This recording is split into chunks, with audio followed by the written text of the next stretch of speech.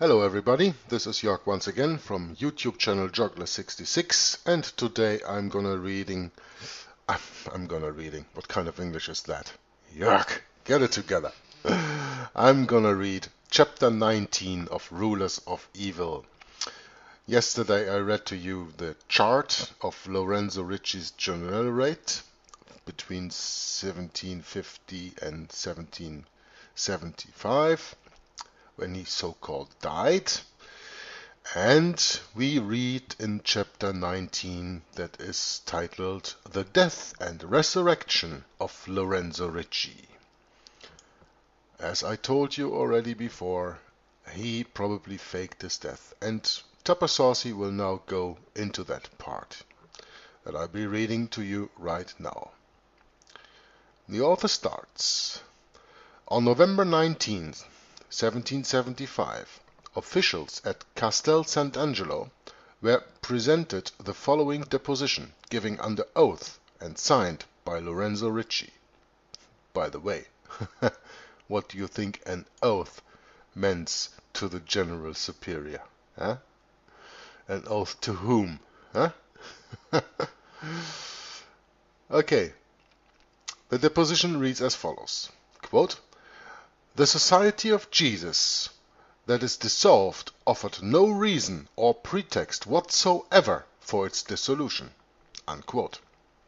This, Ricci's last official statement, is a masterpiece of mental reservation, for indeed the society had not offered a pretext or reason for its dissolution, and indeed Lorenzo Ricci had not furnished a pretext or reason for his incarceration. The Jesuits had been dissolved and Ricci imprisoned for no offered reasons whatsoever.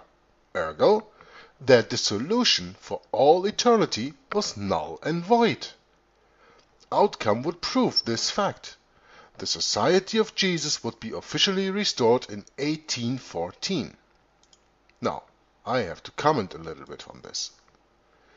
In other words, I am convinced, not the author, I, Jörg, am convinced, that the whole quote-unquote agenda to quote-unquote officially ban the Jesuits was just a decoy. Princes, kings and emperors were pushed to ban the Jesuits in the first place, and after Pope Clement XIV quote-unquote banned the Jesuits, the whole world thought they were safe now. What a wonderful scheme, don't you think? Now the society could really start going secular, occupying secular professions without being suspected of actually being a Jesuit. The same reason Jesuit-trained Adam Weishaupt founded the Illuminati, another front organization for the quote-unquote suppressed Jesuits to hide behind. Do you know what the problem with most people is when they read or hear things like that? To do evil, you must be evil yourself. When you are not evil, you cannot understand the motivation for these people, why they do it, what they do, and how they do it. And that is why most people, when confronted with evil things like all the things Jesuits stand for, they talk to you back of quote-unquote conspiracy theory, fables, made-up stories, fiction, rumors, etc. That is only for their own conscience, because they cannot comprehend that these things really happen. They just cannot comprehend it, because in their heart they cannot identify with evil. So they oppress it, close their ears, close their eyes, and by their ignorance tell themselves, it's not happening. You know the funny picture of the three apes? The one closing his mouth, the other one closing his ears, and the third one closing his eyes? That's how most people react when they are confronted with evil so bad. They cannot grasp it because they don't have this evil mind to even try to understand this. So when they cannot comprehend it because in their heart they cannot identify with evil, they oppress it, they close their ears and eyes, and by ignorance tell themselves it's not happening. Because if it were true, they would lose all hope in life. Now, here is where Jesus comes in. Because we Bible-believing Christians, we know we have Jesus, the way, the truth, and the life on our side. We open our ears and eyes to the evil of the world and recognize this for what it really is. The kingdom of Satan on earth, exposed. And that is what we do. We expose the kingdom of Satan for what it is, the world for what it really is. Because we already are told in the Bible not to have fellowship with evil, but rather to expose it. And that's what we do. Closing our eyes and doing ignorantly as if it all doesn't happen does only further the agenda of the devil and does not help us in any way. It only makes us fearful, and that's what they want. They want to induce fear into us. And just comes into my mind a few days ago, Greg Anthony on First Amendment Radio aired 2 hours of an interview with Tapasausi, the author of this book. He did in 2006 after years of these files had been lost. An attentive listener who saved them on his PC sent them to him and he could publish them again. And it would really be nice if you go there and listen to Greg Anthony's investigative journal on First Amendment Radio, or the YouTube channel of First Amendment Radio. You can go also and listen to the broadcast on the 5th and 6th, I think. It was the 5th and the 6th of November. Very fittingly, yeah? The 5th of November, the gunpowder plot, and he finds this and can bring the lost interview of Tapasausi back to reality.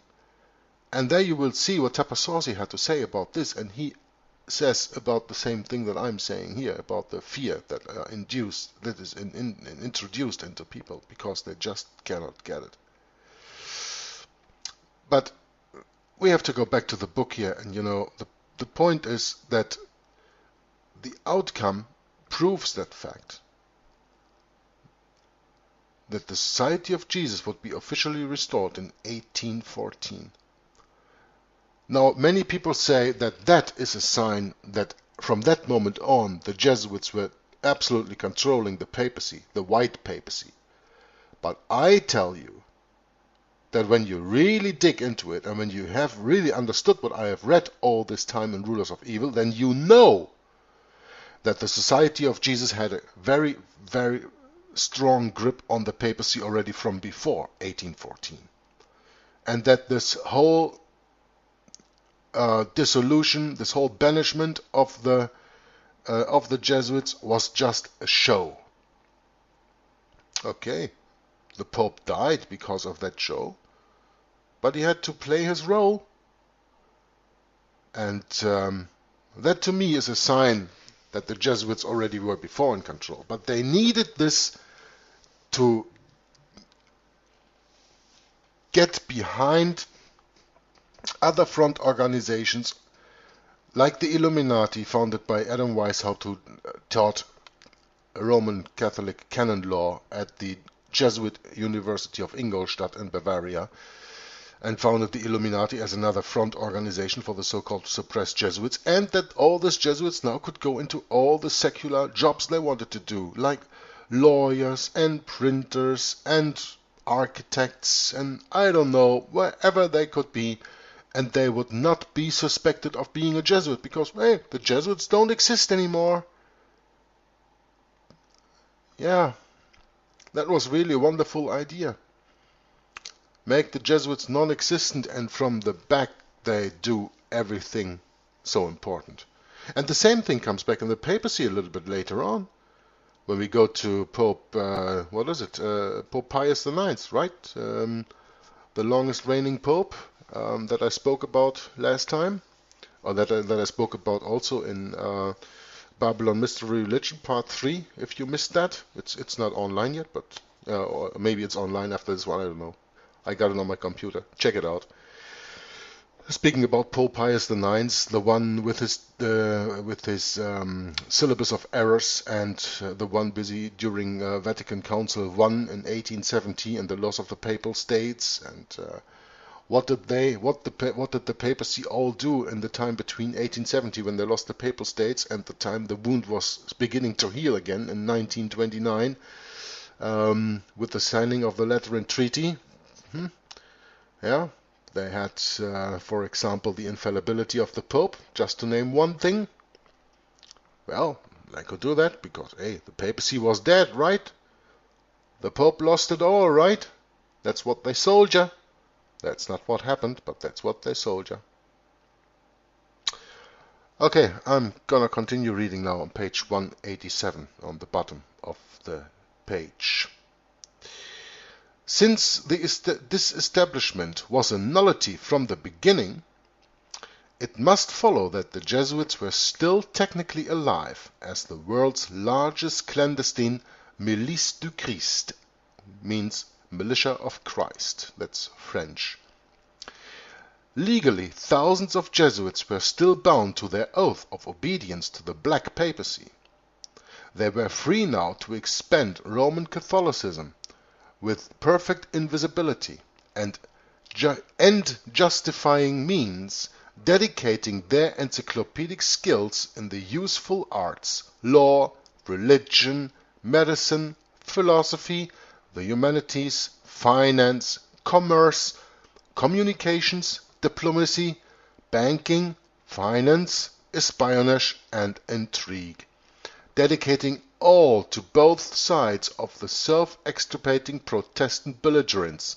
Quote, now, whether he kill Cassio or Cassio him, or each to kill the other, every way makes my gain. Unquote. If the Society of Jesus could conquer, though believe dead, could not its superior general do the same?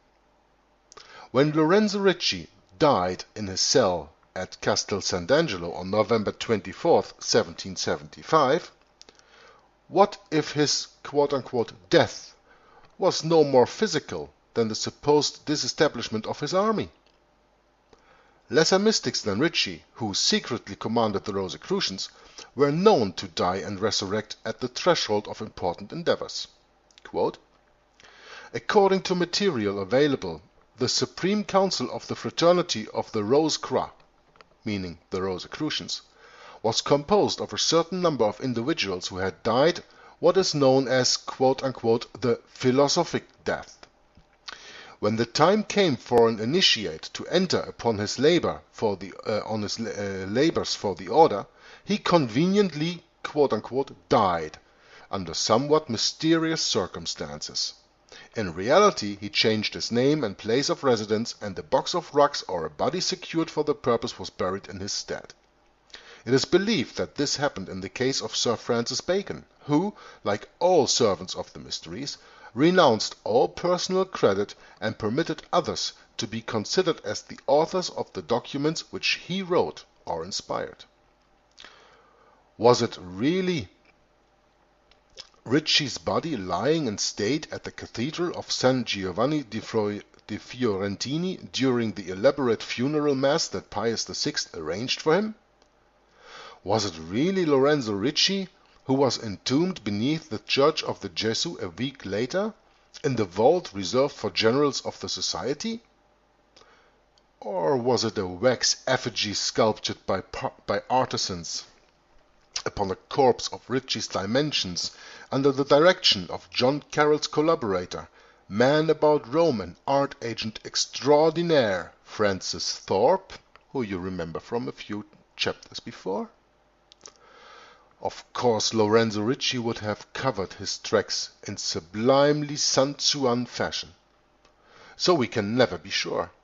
But is it not consistent with his authority, his resources, his motives and modus operandi, as well as the verifiable outcome of American independence, that the general who would feign death at precisely this opportunity and sail to America in order to conduct his orchestrations personally?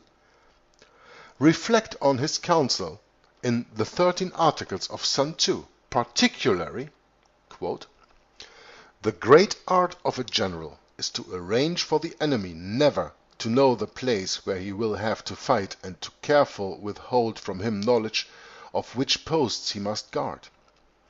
If he manages that, and can also hide the slightest of his movements, then he is not only a clever general, he is an extraordinary man, a prodigy. Without being seen, he sees. He hears without being heard.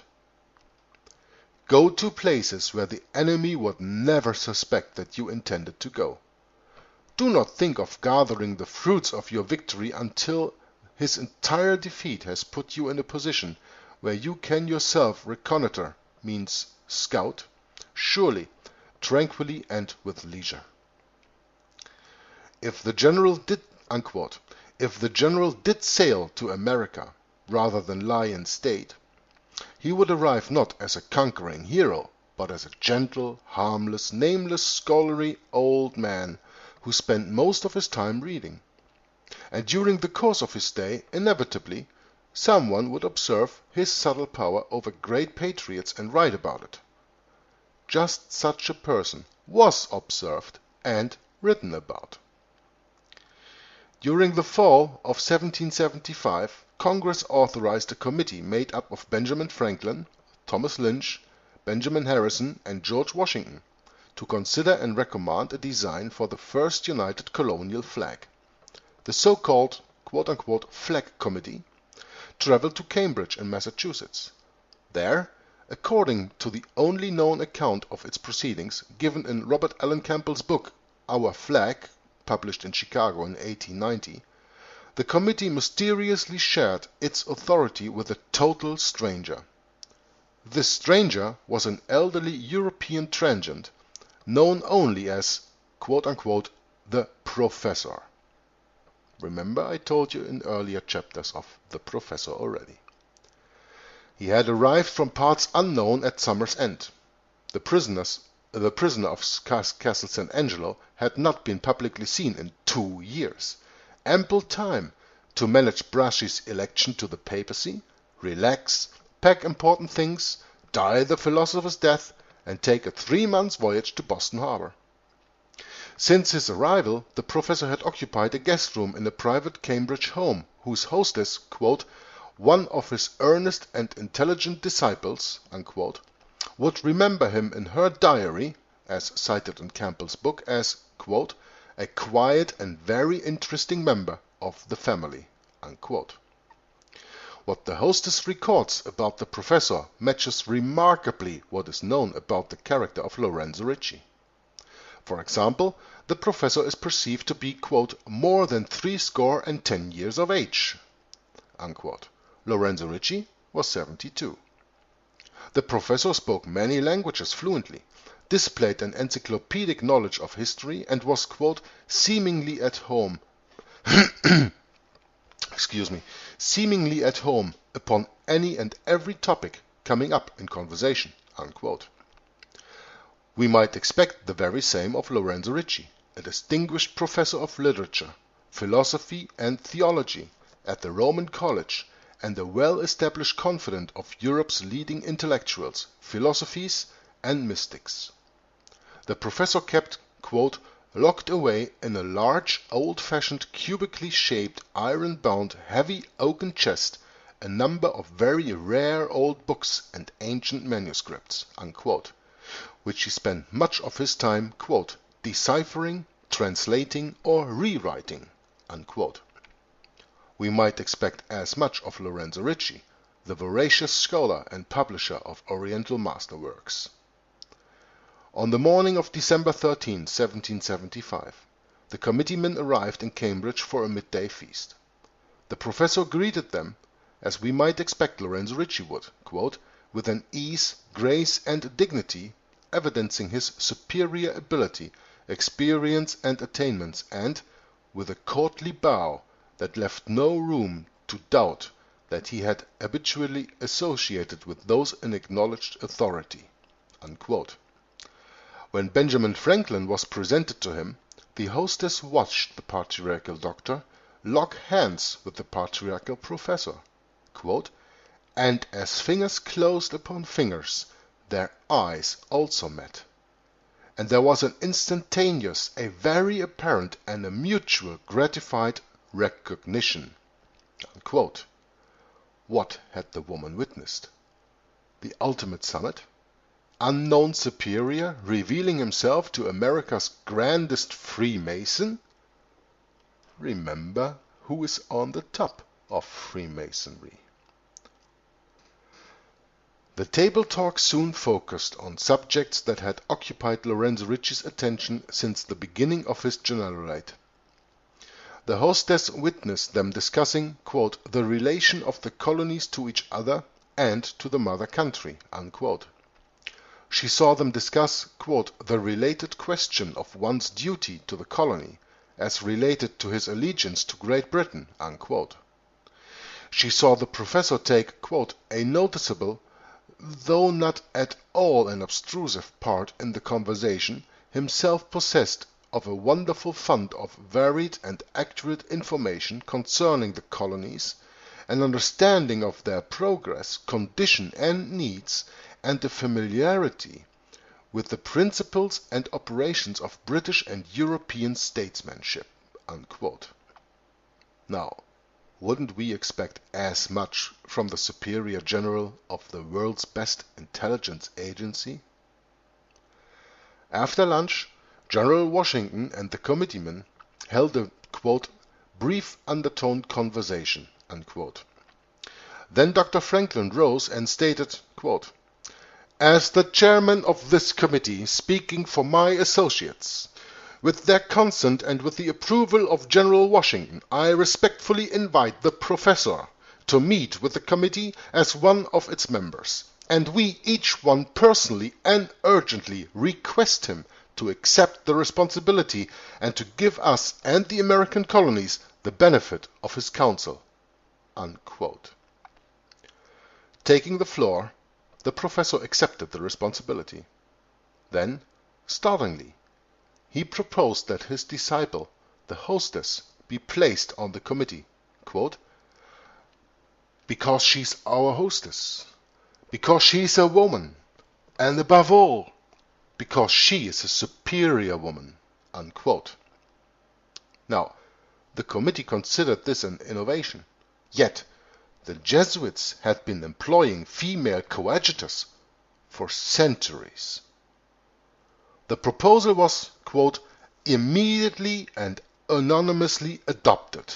Unquote. Luncheon was adjourned.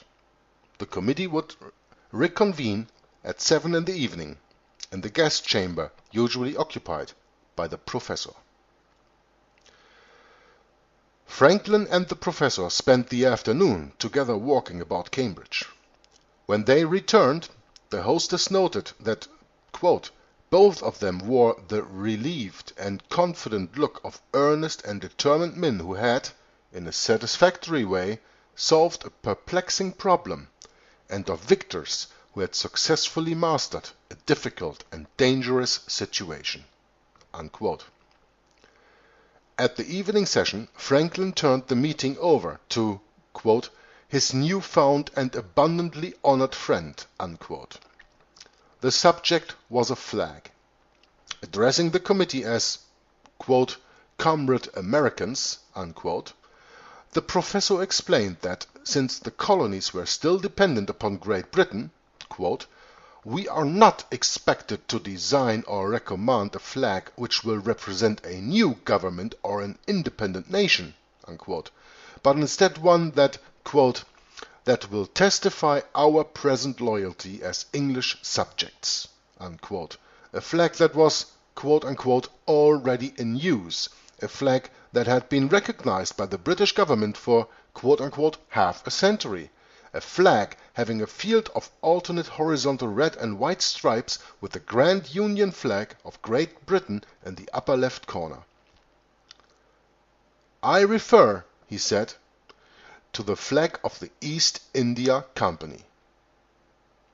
To hide the fact that Americans would be fighting under the private flag of an international mercantile corporation controlled by Jesuits, the professor provided a plausible cover whereby the flag could be explained to the masses. Now, make sure that you listen very well, because I will also do a comment right after this, reading this last paragraph on page 192 in the book. This is a prime example of esoteric and exoteric knowledge. To hide the fact that Americans would be fighting under the private flag of an international mercantile corporation controlled by Jesuits, the professor provided a plausible cover whereby the flag could be, quote-unquote, explained to the masses. This is what we call exoteric knowledge. That is what the masses shall believe, and then you have an esoteric knowledge. That is what the insiders know. They don't only believe it, they also know it.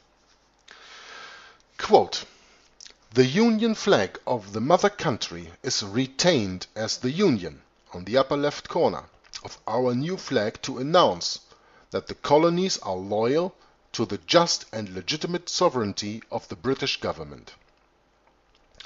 The 13 stripes will at once be understood to represent the 13 colonies.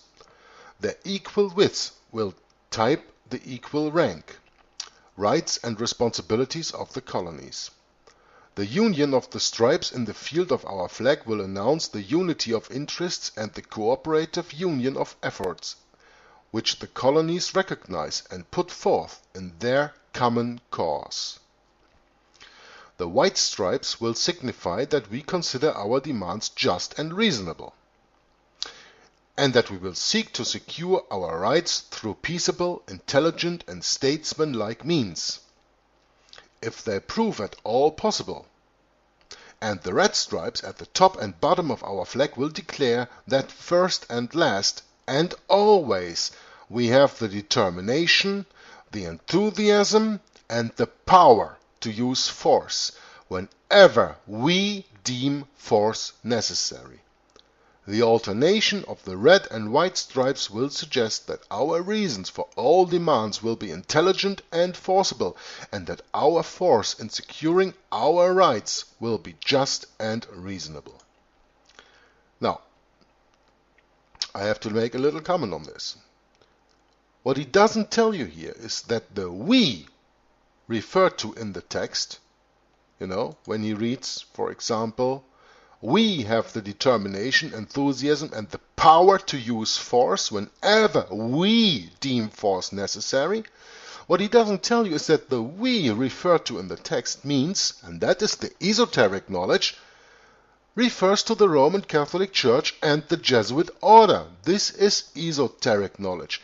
Do you remember the sentence above I read, at the bottom of page 191? I'm going to read it again.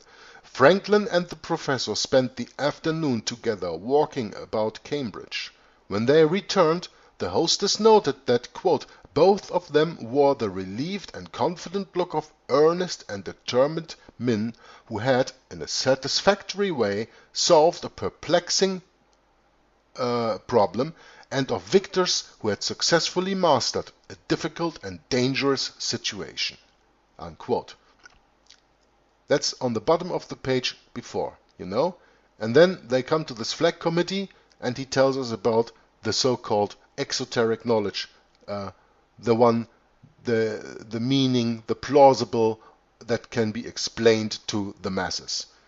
To me, it is very clear that Franklin knew who the professor was, and that he knew of the Vatican Jesuit scheme to found the quote-unquote United States of America, and that he was informed of the esoteric knowledge as well as the exoteric knowledge, as well as of the flag, as of the new nation to be found.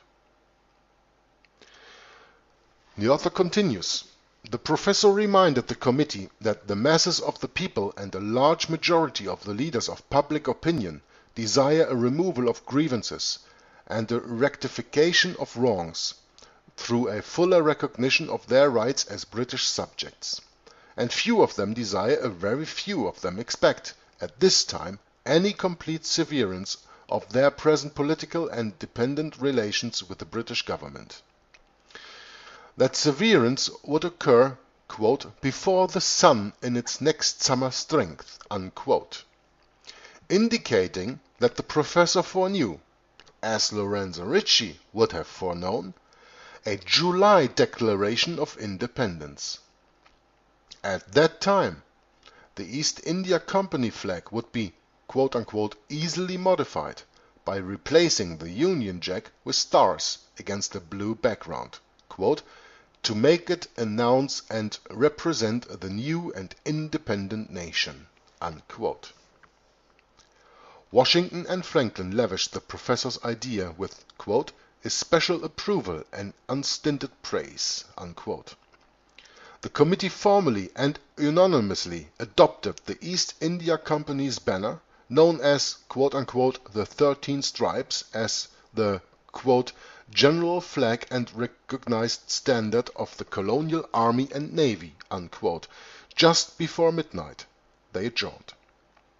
On January 2, 1776, at a formal ceremony attended by the Flag Committee, George Washington personally hoisted the East India Company flag, quote, upon a towering and specially raised pine tree liberty pole, unquote, unfurling it to the breeze and displaying it for the first time, quote, to his army, the citizens of the vicinity, and the British forces in Boston, unquote.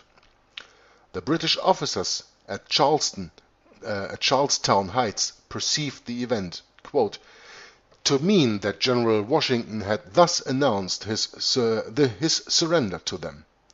At once they saluted, quote unquote, the 13 Stripes, with 13 happy cheers. They immediately followed his spontaneous outburst of British enthusiasm with the grander and more dignified official salute of 13 guns, the 13-gun salute being the highest compliment in gunpowder, the military, quote unquote, Godspeed you, unquote. By so colorfully equivocating both his enemies, the professor had made himself god of confusion. The redcoats were toasting the good health of the rebels, who in turn were fighting for the East India Company. One of the few places in the world where such ludicrous phenomena are considered standard and routine is in the pages of Lorenzo Ricci's 13 articles. Quote, the general decides everything. He knows how to shape at will not only the army he is commanding, but also that of his enemies, unquote. Lorenzo Ricci's post-mortem attendance in America is strongly suggested in yet another pivotal episode, the famous quote-unquote mission to Canada. This strange exercise is normally regarded by historians as a colossal failure. It began on February 15, 1776, when the Second Continental Congress resolved to send Benjamin Franklin, Samuel Chase, and Charles Carroll, you know, the Jesuit in Europe educated later first citizen, to Montreal with full authority, quote, to promote or form a union, unquote, with Canada against England. Now this is really interesting, so pay attention please. Just before the committee left Philadelphia, John Adams proposed a curious last-minute resolution. On the record, he requested, quote, that Charles Carroll prevail on Mr. John Carroll to accompany the committee to Canada to assist them in such matters as they shall think useful, unquote. Congress adopted the resolution. How might a priest have assisted the committee in promoting or forming a union with Canada? Well, we are speaking about John Carroll, the later first bishop, Catholic bishop in the United States of America. How could he, that priest, have assisted the committee in promoting or forming a union with Canada? The answer lies in demographics. Canada then was largely Quebec, and Quebec, though ruled despotically by the British since 1763, was mostly Roman Catholic. A Jesuit priest, armed with the right Vatican paperwork or password, could exert powerful influence on Canadian foreign policy. The same priest, if accompanied by the combined head of the Black Papacy and International Freemasonry, could make that policy. The mission arrived in Montreal only to learn that Bishop Bryant of Quebec had ordered Pierre Floquet, the Jesuit superior in Montreal, to consider John Carroll persona non grata, means a person that is not welcomed. Floquet, however, defied his bishop and invited Carroll to say Mass in his home anyway, for which Floquet was immediately suspended from his priestly functions. The incident colored the mission with disaster, although Floquet was restored according to Walsh's American Jesuit book after a simple apology. Disaster was verified when the committee returned to Philadelphia with no prospect for any union whatsoever with Canada. Congress lamented that America's first diplomatic legation had failed, but,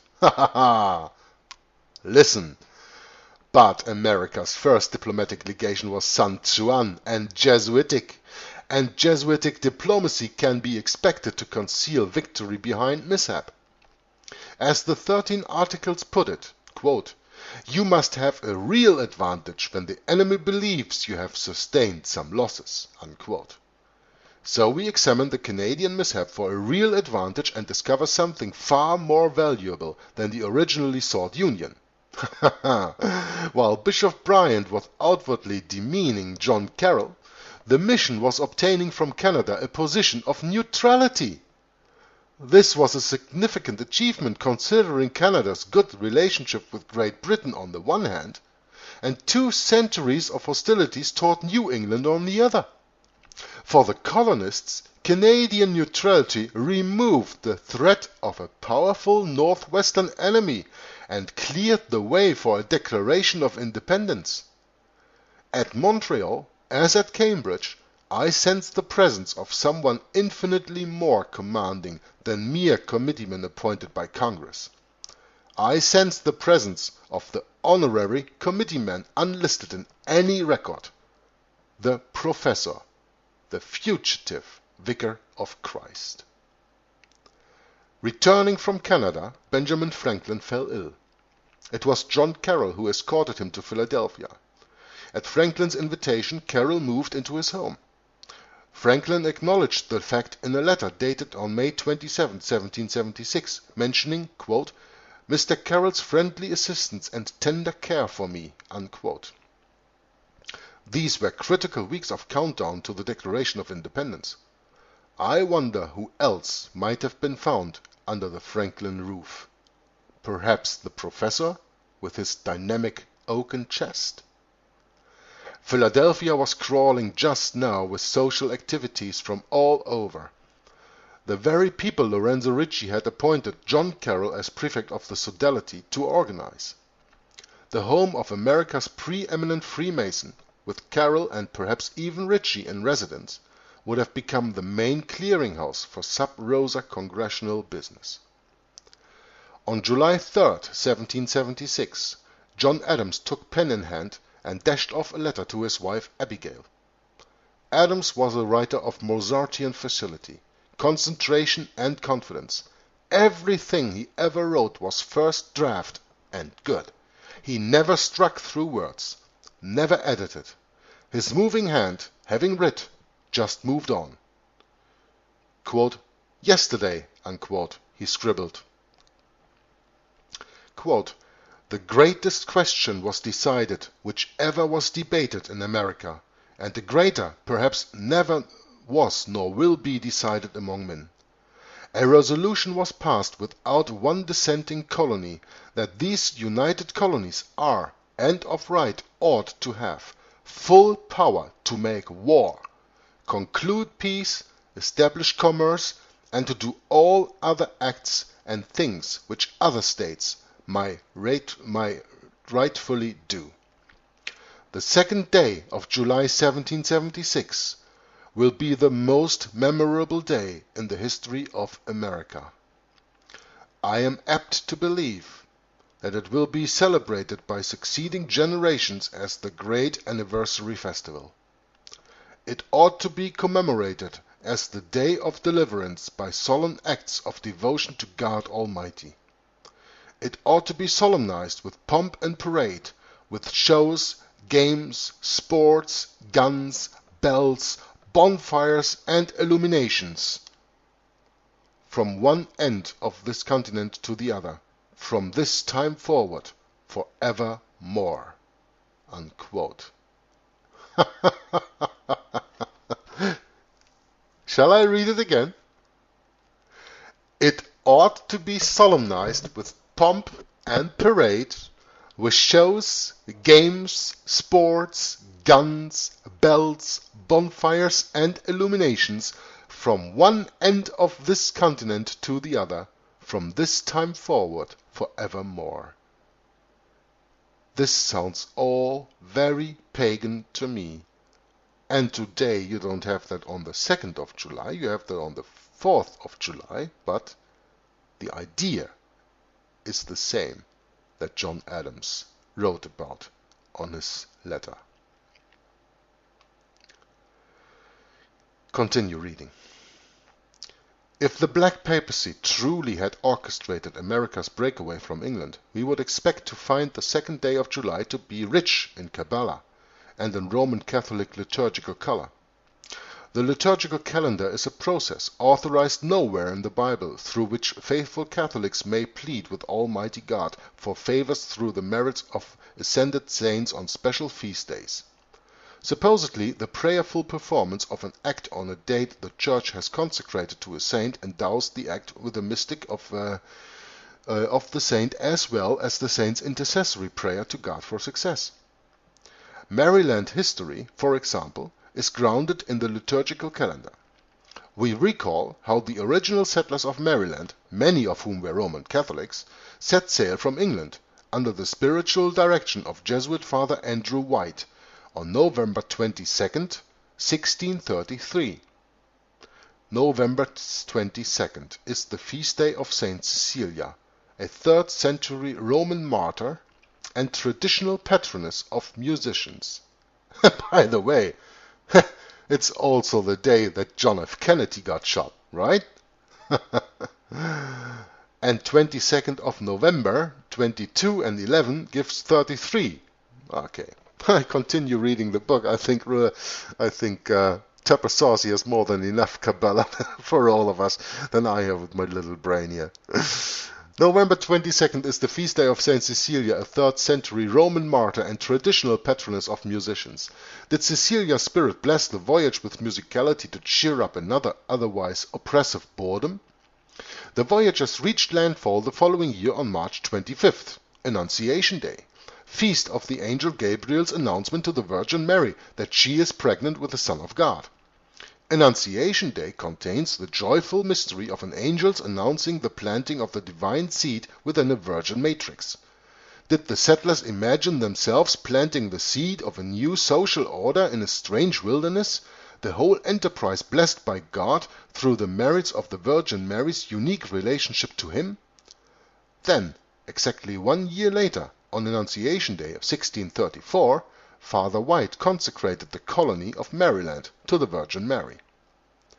The 2nd day of July in the year 1776 was Visitation Day, commemorating the event recorded in the 1st chapter of Luke, wherein the Virgin, pregnant with the Messiah, visits her cousin Elizabeth, who is pregnant with John the Baptist.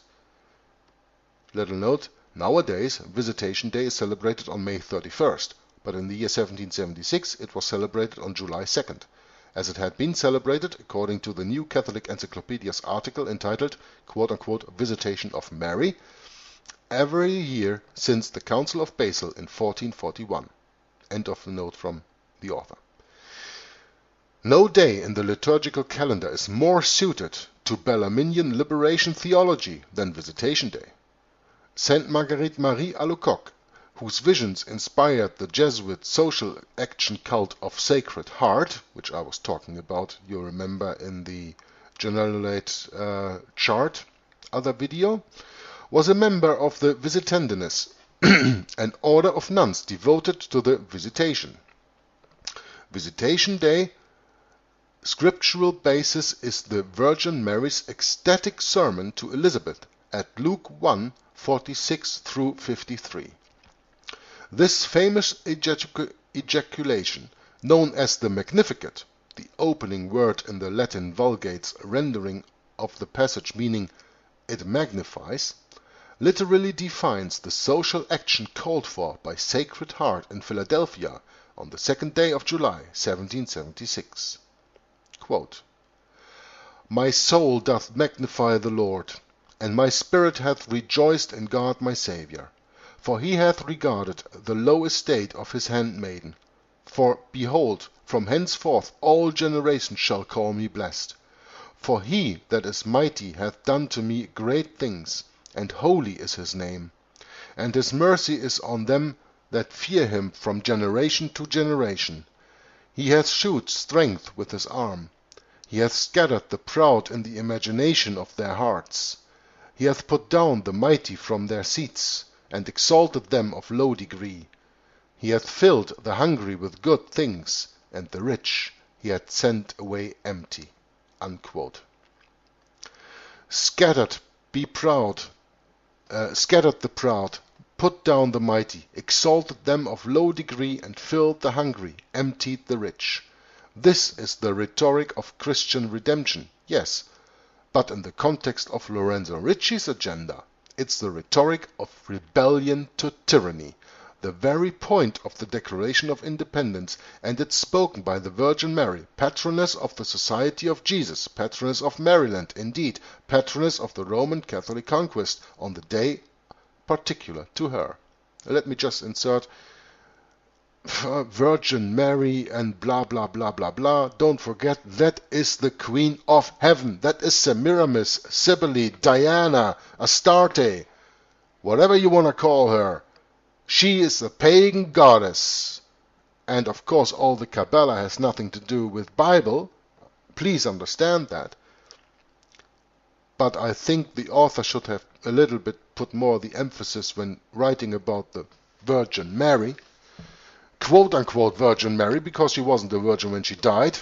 And for that, go to chapter 3 of Babylon Mystery Religion, the reading I do there, to understand that, and read the Bible for yourselves, because she begot children with Joseph after Jesus was born. I think Tapasorsi should have made a little bit more emphasis on this, but okay, his emphasis was not on the Bible, but more on the Jesuits' evil doing here. And I understand that. It's no critique, but it's just to make a little bit a different point that he made here. Even the year of independence seems divinely validated by the perfect design of sixes and sevens contained within this expression in Roman numerals. Because in Roman numerals you write 1776 as follows: MDCCLXXVI. Now, when we break that down, we will write MDC. That stands for 1500 and 100, meaning 1600. 1 plus 6 equals 7. CLX stands for 100, 50, and 10. 160, 1 plus 6 equals 7. And XVI stands for 10, 5, and 1, 16, 1 plus 6 equals 7. Particularly fascinating is the way the Latin equivalent of 1776 is structured upon 666 and 777. Swiss theologian E. W. Ballinger, in his scholarly guide to biblical arithmography,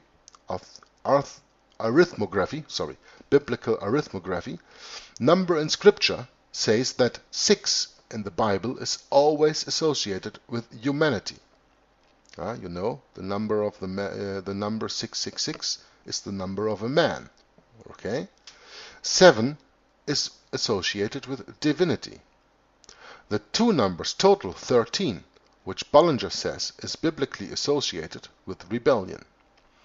MDCCL-XXVI 1776 really does seem to be a unique convergence of time and human rebellion in the service of a divine ordination. This is eerily corroborated by John Adams' letter to Abigail on July the 3rd. He confides to his wife that independence should have been declared in December of 1775. Quote, "Had the Declaration of Independence been made 7 months ago, it would have been attended with many great and glorious effects. If I could write with freedom," remember this sentence that John Adams writes to his wife Abigail here. If I could write with freedom, very important, coming up later, "I could easily convince you that it would, and explain it to you, the matter how." Unquote. Adams never fully explained how the earlier declaration would have produced that great and glorious effects. However, the numbers suggest it would have rather fizzled. Roman numerals for 1775 fall in the following groups. MDC, standing like in the other one, for 1600, 1 plus 6, 1 plus 6 equals 7. CLX, again 160, 1 plus 6 equals 7. And XV, 15, 1 plus 5 is 6, leads up to 776 instead of before in 1776, 777. Plain to see, December 1775 fails as Kabbalah. It gives no indication of divine approval to rebellious humanity. This is why I believe Lorenzo Ricci held out for 1776. Of course, a sufficiently Gnostic Jesuit would see in MDCCLXXVI more than good numbers. He would see an encapsulation of the very origins of the Society of Jesus. MDC, remember 1600, would give him Milice du Christ, Christian militia, the official classification of the Knights Templar and the Society of Jesus. MDC also produces Medici, the family name of Pope Leo X, whose degeneracy provoked Martin Luther to create the Protestant movement, which in turn created the need for the Society of Jesus. CLX 160 specifies the Ignatian era, which historians have ever since called, quote, "the century of Leo X," unquote. And the last three numerals name the century of Leo X, the 16th century, XVI. When it came time to sign the Declaration of Independence, how could Lorenzo Ricci not be present? How could he, who had labored more than 17 years for this superbly Bellarminian ambience, not participate in the excitement? There is a story, usually told in conjunction with the professor and the flag committee, involving another mysterious stranger, one who suddenly appeared in the legislative chamber of the old State House in Philadelphia on the night of July 4th. The moment was tense. Independence had been resolved, but the document lacked signatures.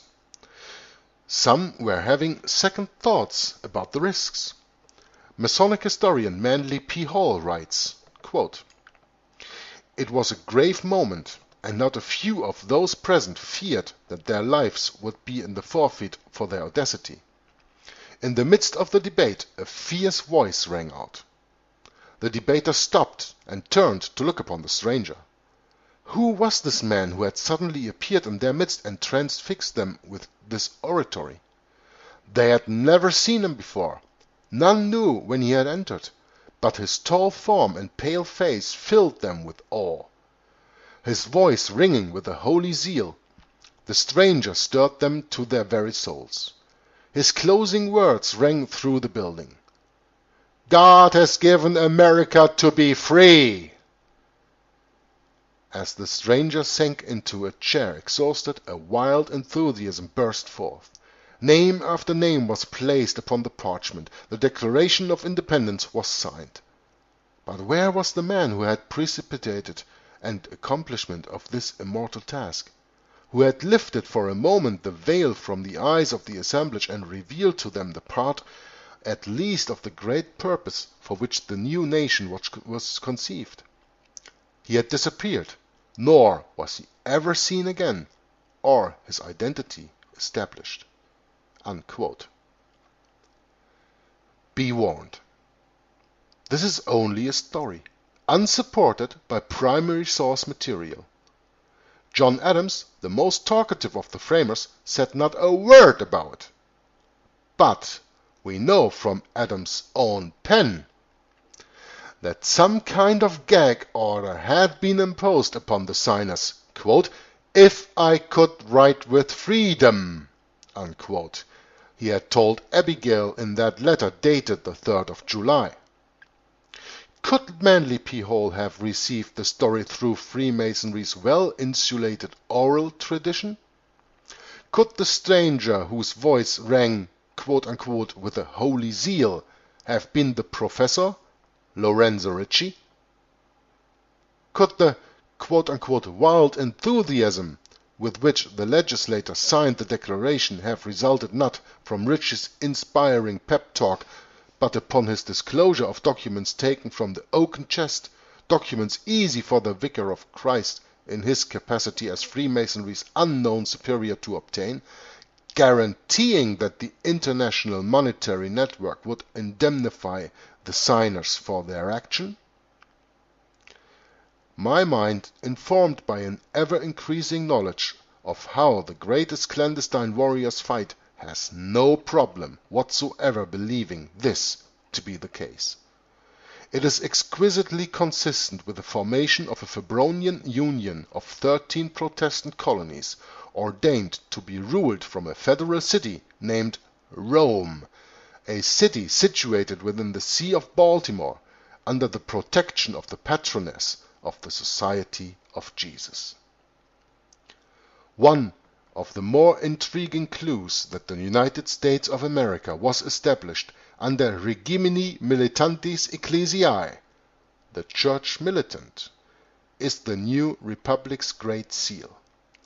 As we shall see in the next chapter, the seal is legal proof that America's true founding fathers were indeed priests of Rome. And this ends the reading of chapter 19.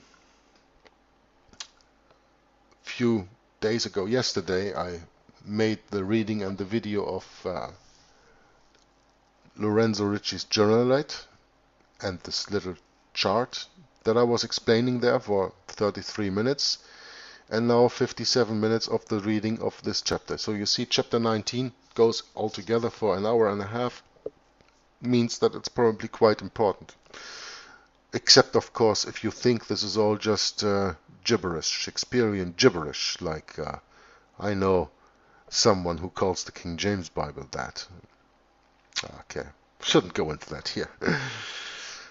I think you see, every chapter gets more and more important, and you will see when we come to chapter 21, 22, 23, this was all just a warming up. Chapter 20 is called American Gravity, but I will give you some time to digest chapter 19 that I've just read to you, and maybe go back into the archives and listen to the one or the other a little bit more. And finally, I want to remind you to go to First Amendment Radio and listen to Greg Szymanski's, or Greg Anthony, is he called now, Greg Anthony's investigative journal, 4th and 5th of November, or 5th and 6th. I put the link in the description box also of this video, so click on that and you can look to the videos and you can listen to a real, authentic interview that Greg Anthony did in 2006 with Tupper Saucy while he was still alive. And listen to the author himself and explaining a few things about this book and about his way of thinking that I totally agree with. Okay, I hope you enjoyed it. I did very much anyway, and I'm looking forward to the next chapter, chapter 20, American Graffiti of Rulers of Evil. Until then, I wish you all well. God bless you and bye-bye. So, actually the video was done at this point, but then I stumbled upon something that I couldn't withhold of you. That is a lecture from Walter Veit called From Crete to Malta. It's a series of, I don't know, 5, 6 lectures that he did. And there, for all the first time that I've seen Walter Veit, these are very new lectures, he goes into the reading of Tapasosi's Rulers of Evil and mentions a lot of this book. And he made a few things clear that I saw already, and you know that when you listen to my comments on everything. But you know, seeing this and expressing it in the same way is something else. I didn't express it that way, but the point being, and I will let Walter Veit let speak for himself, because I will put a few minutes audio at the end of the recording of this here. The point being is that the deception is so big, and you have to understand that, of course, Satan knows the Bible and God's plans all and for it. And when the reformers all identified the first beast of Revelation 13 as being the papacy, without any doubt, they also could have probably, when they knew the prophecy of the 1260 years, foresee that America would be the second beast. Maybe not at their time, maybe not all the studies in that, but they knew that the Protestants who were following all the Protestant reformers, all the reformers at that time, could get to that clue. So the whole scheme was from the beginning, and that is the important role that Lorenzo Ricci played in this succession of black popes. The scheme was from the beginning to make sure that when they found the United States of America, the second beast of Revelation 13, they make sure that the Jesuits could never be expelled from that country as they got expelled from all the other countries.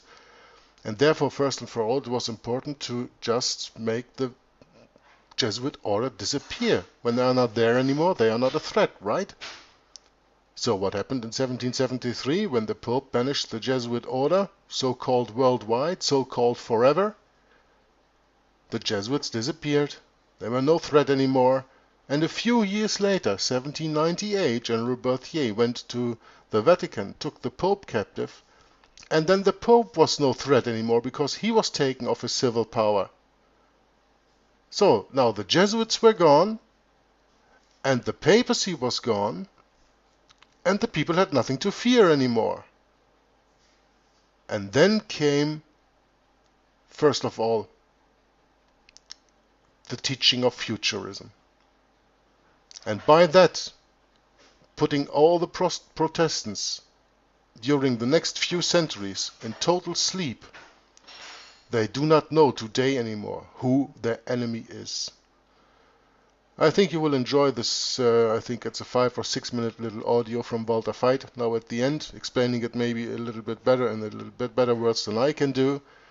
But here you really have to see the deception. Not only we know the Bible, we are blessed that we know it because of the reformers. They gave it to us, and the committee of King James in between 1604 and 1611 translated the Word of God, and it is kept for us still today. We are very, very grateful for that on the one hand, but on the other hand you also have to understand that Satan, and so by that his minions, also know the Bible and know how to react. And the last thing that I wanted to put in there, it was a thought that already crossed my mind a long time, that was that this Sun Tzu that we were speaking about and the art of war, you don't have to forget that that book was written by a Jesuit. Very convenient and popping up at the time of Lorenzo Ricci's Generate. Very important. My thought was all the time already that that was a book written by the Jesuits. And by that, of course, explaining their theory of the war. And Walter Veit goes into that also in his lecture From Crete to Malta. He believes also that Sun Tzu is more a fictitious person, and especially that Chinese king that it was all about. But anyway, I'm gonna leave you now with the thoughts that I've just expressed to myself, and think about that when you next read the Bible, and certainly when you read Revelation 13, and when you're still in disagreement with me that the second beast of the Revelation 13 is the United States of America. I think then you haven't even understood one word that was read in all the chapters of the book of Rulers of Evil that I've read to you, and especially you don't have any understanding of the Bible. But anyway, I'm finishing off here, and I leave the floor for Walter Veit to close up in a few minutes, and he gives you his point of view of these events. It was a very long episode of Rulers of Evil, but make sure that you will not miss chapter 20, because when I read that yesterday, I almost fell from my chair. And I was bumping on the table, and I thought all the time the things that Tupper Saucy said in his interview. Are you kidding me? Is that true? Are you kidding me now? Yeah, it's so blunt in our face. It gets very, very interesting the next chapters, I can assure you. But okay, here's to Walter Veit, and hope to see you next time. Until then, God bless you and bye-bye. Did you know that this book is compulsory reading for the military in this country? Now, with this knowledge in our minds, and we're thinking about the year 1798, the period leading up to it, and the period following. Now, does the devil know the Bible, yes or no? Yes. Okay. If Wesley could figure out that the first beast of Revelation 13 was the papacy, if Martin Luther could figure that out, if Melanchthon could figure that out, if Cranmer could figure that out, if Ridley could figure that out, then surely the devil had it figured out long before them, right? And if Wesley could figure out that the second beast of Revelation chapter 13 was about to appear because it was the end of the 1,260-day period, then surely the devil knows that too. Because he knows God's plan, and his plan is to subvert. So if he knows this is going to happen, is he going to try to be in the field first? Yes or no? Because he wins, who is there? First. Now the Bible tells us that the second beast will deceive the whole world by making fire come down from heaven, deceiving all the people. And this fire cannot be literal fire, because literal fire is anything but deception. It just kills people. Deception must be something else. So this is a form of religion that will emanate eventually out of this chaos, which will enable the first beast to make the second beast do its bidding. So in other words, it must be able to pull the strings in order to do that. So the first thing you do is, what's the problem with the upcoming nation? Well, it's a Protestant nation. It's a Protestant nation. And the upcoming nation is subject to the King of England and the British Parliament, which had banned the Jesuits and Catholicism out of the realm under pain of death. So we have to avoid that. We have to avoid a nation adopting a constitution as the British have, because that would ban Catholicism and expose it for what it is. So we need something else. We need a constitutional system which will guarantee that the Jesuits can never be thrown out. A constitution which lays no claim on religious convictions. That must include them. So that's the first point. Okay. Then what do you do with the Protestants? Well, you divide them up. You infiltrate them. And you create hundreds and eventually thousands and then tens of thousands of denominations, and you pull the strings between all of them, and you make them argue with each other, and you feed them your theology in various forms, so that there are so many theologies, you don't know who's who in this zoo. And then eventually, you get them all so riled up about the situation which you create in the first place, that they will want to legislate their morality, but the morality must be the morality of the first beast. Does this sound logical? Okay. But the Protestants are weary. The Protestants have a problem. The Protestants know that the Jesuits were there to counter the Reformation. And it's written in all the writings of the Reformers. And all the theologians of the Lutheran Church were exposing the Jesuits as the greatest danger to biblical theology. And the Queen of England had told them, if I ever see you in this country, you're dead. You're not allowed to put your foot in this country. You're banned. And the Jesuit plot to blow up the Parliament had been exposed, and the 6 Jesuits associated with Guy Fawkes were all hung. They were all executed. So how do you get rid of this mindset that the Jesuits are a problem? What's the best thing to do? Disappear. No longer exist. And the same for the Roman Catholic system. If it doesn't exist as a political entity that can command one king to do this and another king to do that at his bidding, well, then get rid of it. Get rid of his political power. The Bible says, and one of his heads seemed to have a mortal wound.